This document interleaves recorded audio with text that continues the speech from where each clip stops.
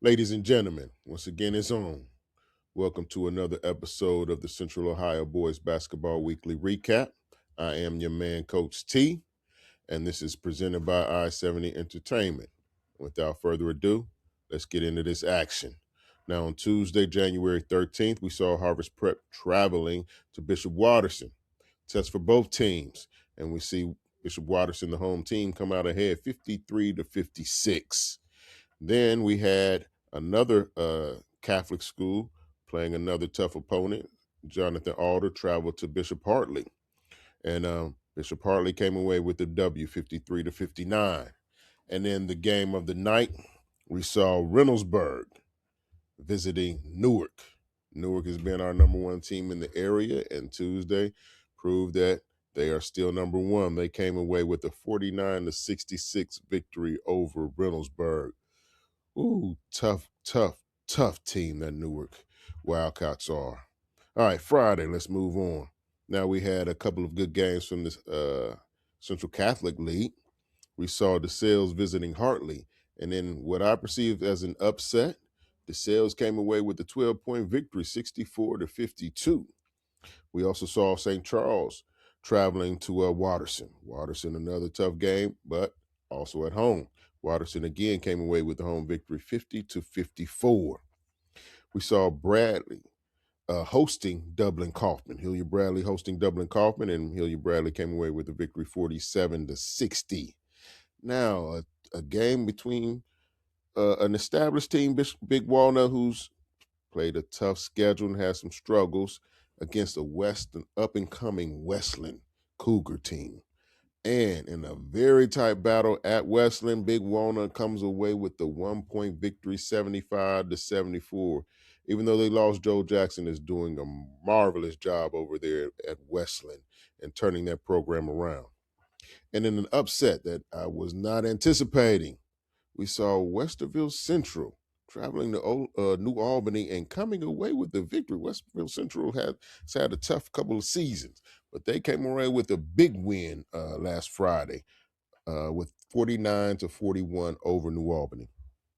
Now, Saturday, we saw the Battle of the 614 take place. And Saturday, we saw Northland taking on Licking Heights. Licking Heights came away with the victory. Now, that's a big battle between two Division II squads who should be battling for district titles. So that was a really big, important win for the Licking Heights Hornets. 50-63, they came away with the W. We saw a couple of Cincinnati teams travel up to take on some of our best. We saw Winton Woods, who was undefeated at the time, taking on Bishop Hartley. And Bishop Hartley had a tough weekend. They came away with the L. They lost 54-39 to Winton Woods. Winton Woods is a really tough team out of Cincinnati. They have some tough players, some of the top in their class. And we also saw Cincinnati Princeton without the top sophomore in the state, Cam Mercer, taking on Olentangy Orange. We're looking for Olentangy to keep that streak going. Princeton came out and shut the door early and often, 70-47. Big win by the Princeton Vikings. And at the Flying to the Hoop, tough game. Upper Arlington taking on Kettering Alter. Always a great opponent, Kettering Alter. I grew up playing Alter every year, and it was always a tough game battling them. I went to Meadowdale High School in Dayton, Ohio. And Upper Arlington came away with the victory, 49-46, a tightly contested battle. Now, great games. I know there were other great games this past week, but those were the few that I wanted to highlight. And so now let's get into my top 10 and Steve's top 10. So we're going to bring Steve Blackledge on right now. Hope you enjoy. Ladies and gentlemen, we are back. And of course, we got my guy, Steve Blackledge. How we doing today, Steve? Pretty good, Sean. How about yourself? Oh, doing good, man. And you know what it is, what time it is. It's that top 10 time, man. We had a lot of big games last week, so I'm anxious to hear who you got in your top 10. All right. Not a whole lot of movement, I don't think, even though we had a lot of big games. Newark stays number one for sure. Had a big win over Toledo St. Francis over the weekend. Number two, Westerville North, still. They had a big win over Cincinnati Aiken Sunday, who's going to be probably a contender for Final Four type of Final Four. But Hilliard Bradley as stays number three. I've got Olentangy still at four after their last second win over Berlin on Friday. Five, I go with Watterson at 11-1. In the past 7 days, they've beaten DeSales, Harvest Prep, and St. Charles, and they have a Monday game with Trotwood Madison that we've not yet recorded, but that'll be interesting to see how that turns out. Six, I'd go Upper Arlington. They beat Kettering Alter over the weekend, and that's a pretty good win for them. And they also beat Kaufman last Friday, so I got them at six, and then I got Kaufman at seven. Reynoldsburg at eight. They've lost four of their last six, but they're playing a great schedule, so I think that'll all probably come out in the wash at the end of the season. Number nine, I'm going to move Centric up into the top 10. They're 11-2, haven't lost in City League play yet. And then 10, I'll go with Olentangy Orange. They had won six straight until losing to Cincinnati Princeton by 23 over the weekend. So they're on a roll, and they've certainly made strides here in the last couple of weeks. What do you think, Absolutely. Sean? Okay. What do you Oh, think? that's pretty solid. We got a few differences. Definitely not in the top five. Just a difference in order in the top five. I got Newark, Newark and Westerville North, of course, 1 and 2. Newark plays Orange this week, so that'll be interesting. Westerville North, I don't see too many others on their schedule. Like you said, they beat Aiken, and they had a strong second half to beat Aiken, but I don't see them being challenged the rest of the way. Third, I have Olentangy. Big win, rivalry win over Berlin. Last second shot, I think everybody saw that one. That was huge. Bradley I have at four. Bishop Watterson at five. As you mentioned, Harvest Prep and St. Charles last week, two big wins, and then they got Trotwood uh, Monday, and we'll talk about Hartley Friday. Have Upper Arlington 6, same as you. Then I have Afrocentric 7. Their only two losses are to Newark. They got beat pretty good by Newark, but Newark and Hilliard Bradley, which they played tough.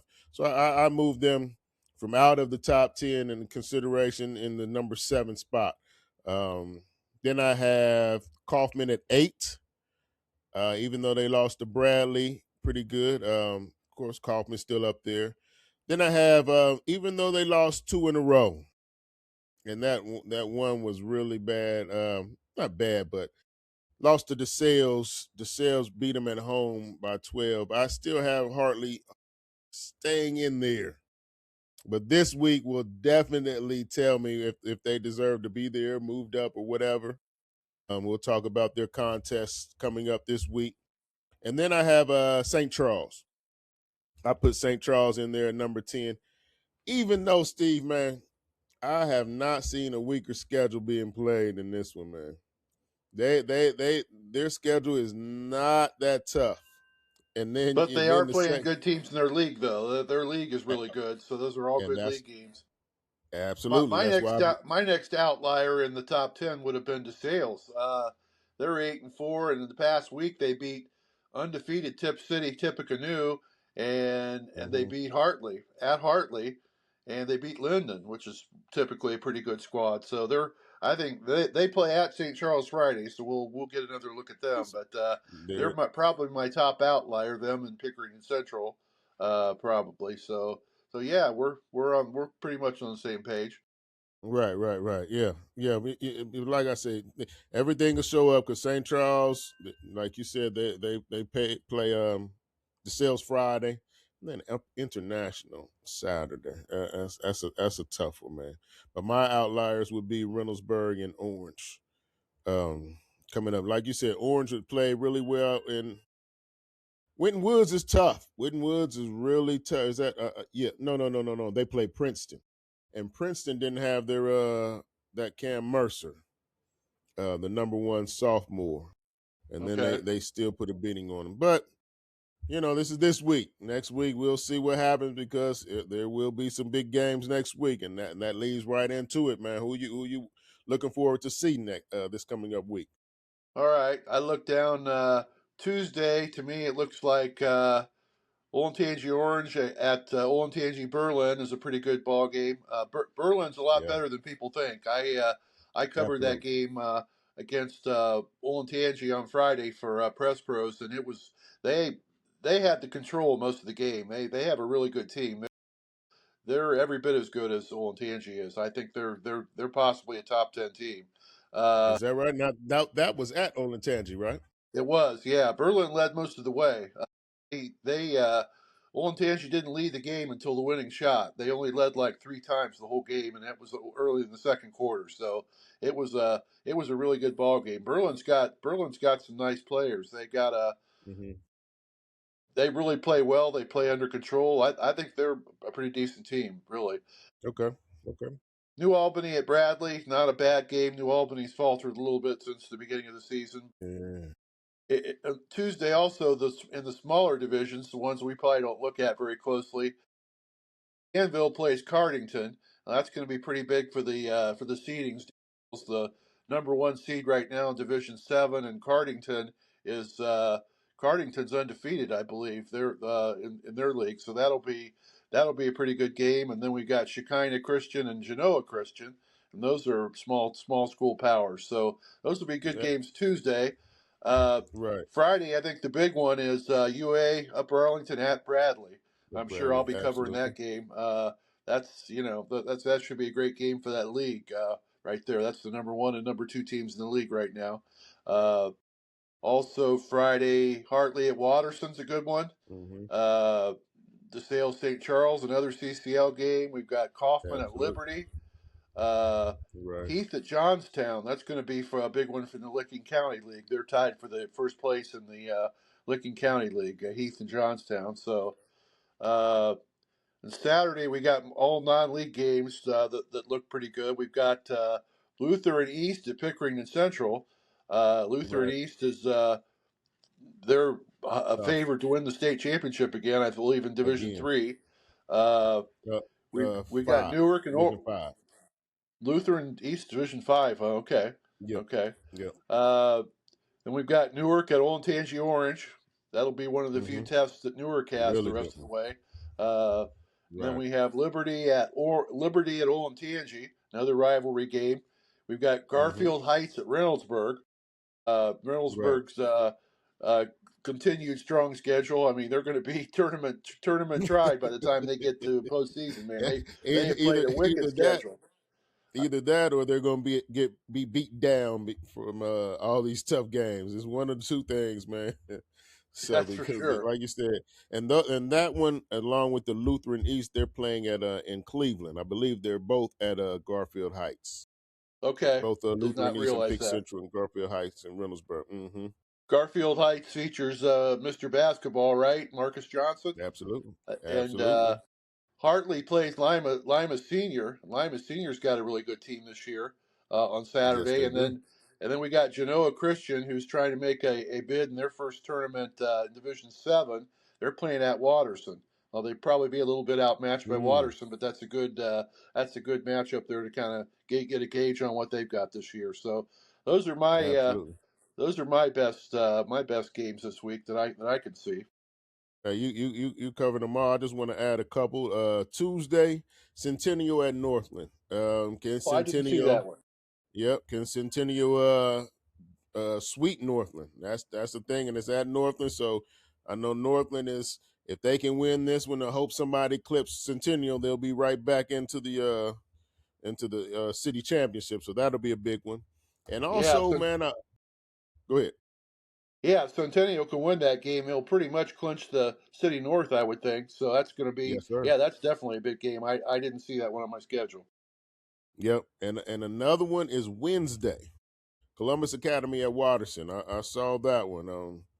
Yeah, I'm anxious to see that one because you know what, man. We talk about all these great. I talk about all these great coaches, Quack and the guy, man, who is really under the radar. Might be one of the best or the best coach in the area, Vince Lombardo, man. What he has done for years at Watterson is and they're right back in it again. Every year he keeps them relevant. Every year, and he's always done a great job with whatever he has. He's gonna make it work. Well, now that Ed Kalo is retired, I'd say that Vince is he's probably the godfather of coaches in Central Ohio now.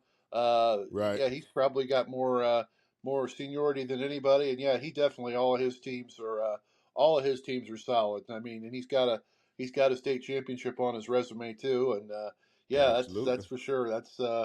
I'm a big fan of Vince's. He does a great job.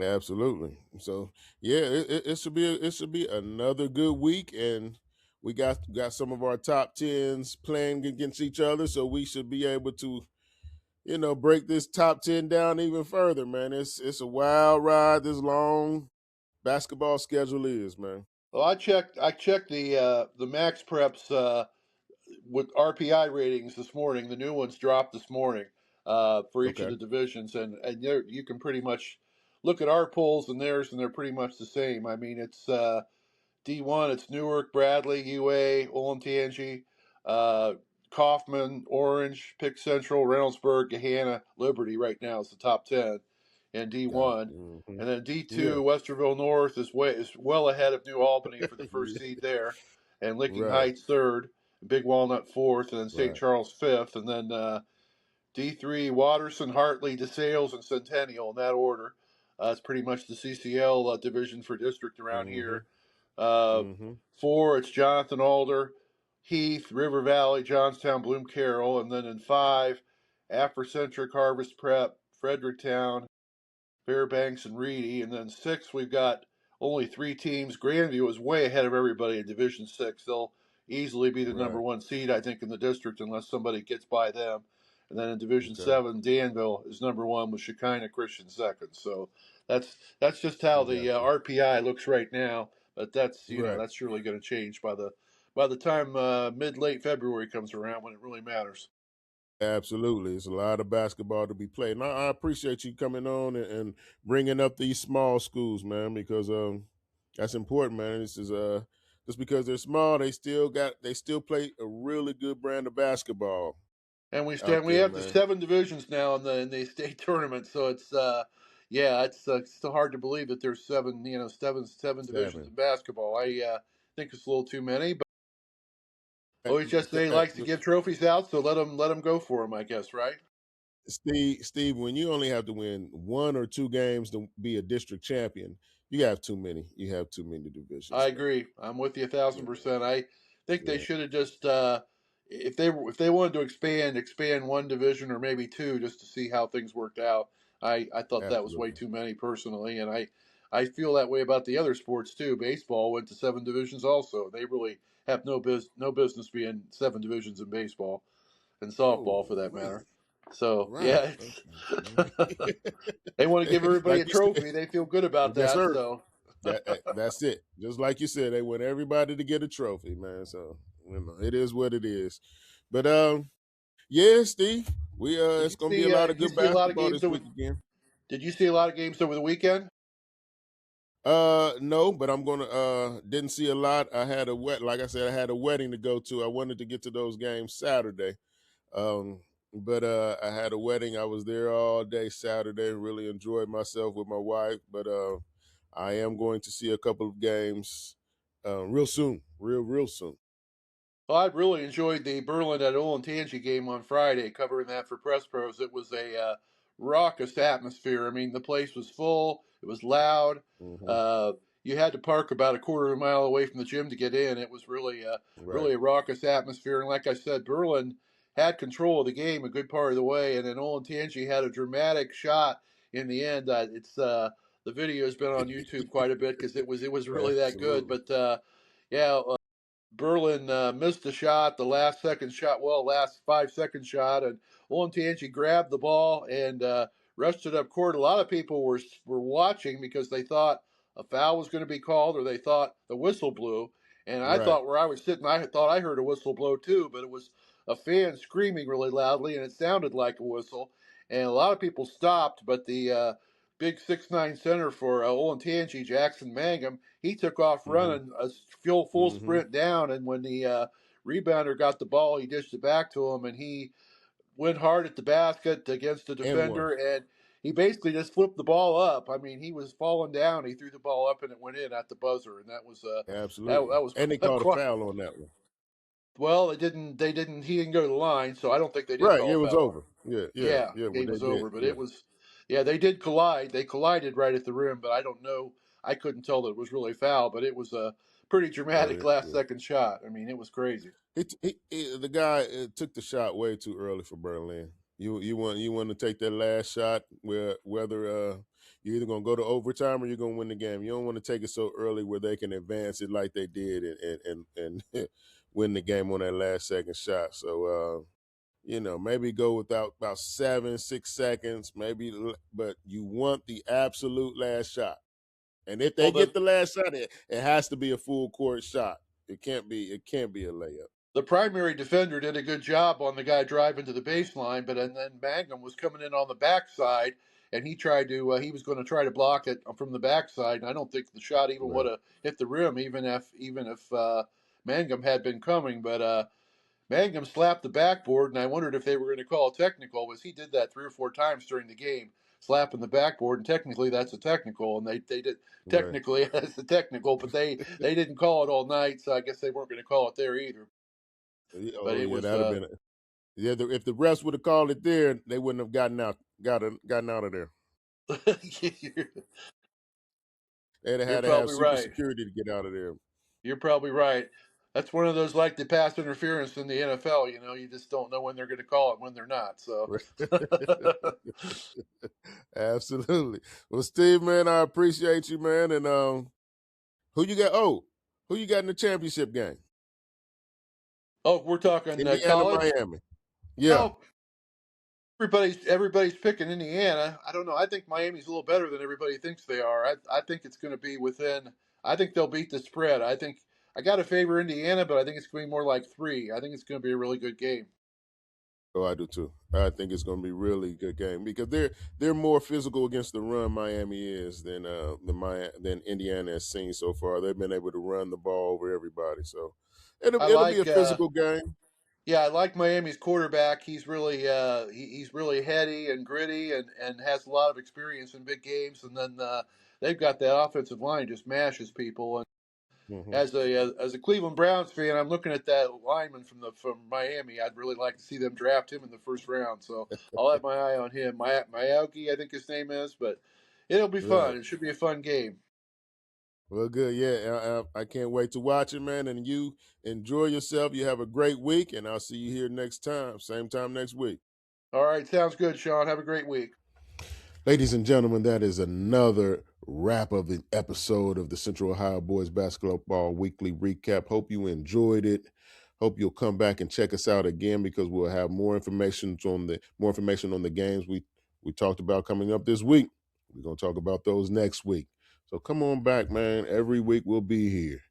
Really appreciate y'all tuning in. Hope you continue to. And if you'd like to see something else, add a few things, let me know in the comments. Really appreciate you. And as always, one love. Take care and be safe out there.